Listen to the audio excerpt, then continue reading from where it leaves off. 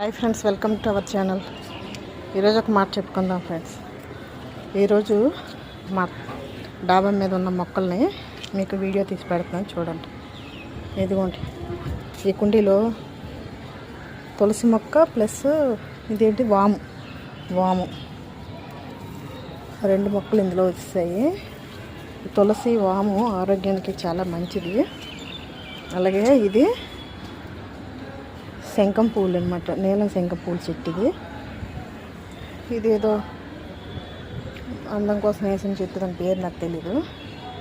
ఇది పుదీనా అండి. ఇది తెలుసా మీకు? నాగలచిలి కూర అది కిందనే పుట్టేసింది, రాళ్ళ మధ్యన ఎవరు వేయకుండానే అది పుట్టేసింది. చూడండి, ఇదిగోండి, ఇది కృష్ణ తులసి, పుదీనా మేము తీయలేదు, తీయకపోయిన చెత్తలుగా అయిపోయింది. ఇదిగోండి, అదంతా పాడైపోయింది, పొయ్యి కంట వదిలేయడం వల్ల పాడైపోయింది.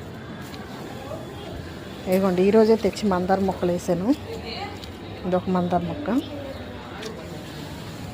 ఇదొక మందార మొక్క. ఈ రెండు మొక్కలు ఈరోజే వేసాను. ఒక్కొక్క మొక్క 50 రూపాయలు, రెండు తెచ్చేసాను. ఇదిగోండి, ఇది ఆన్లైన్లో బుక్ చేసిన మొక్క, నందివర్ధనం.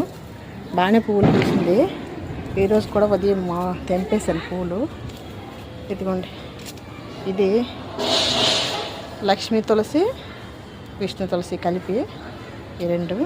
ఇదిగోండి, ఇది నిమ్మ మొక్క.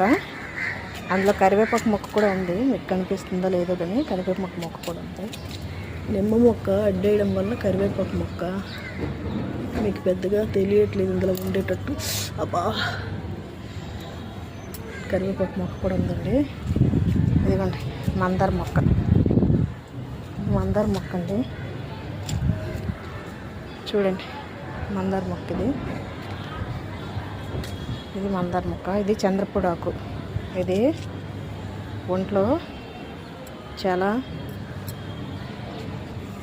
జబ్బులు నయం చేస్తుంది రోజుకు ఒక ఆకు తింటే. ఇదిగోండి, తులసి మొక్కలు వేరే కుండీలో, ఆ కుండీల్లో తులసి మొక్కలు గాలికి ఎగిరి పుట్టాయి, అవి నేను ఇందులోన తీసేసేసాను. ఇదిగోండి, ఎర్రమందారం. ఇది ఒక ఎర్రమందారం చెట్టు.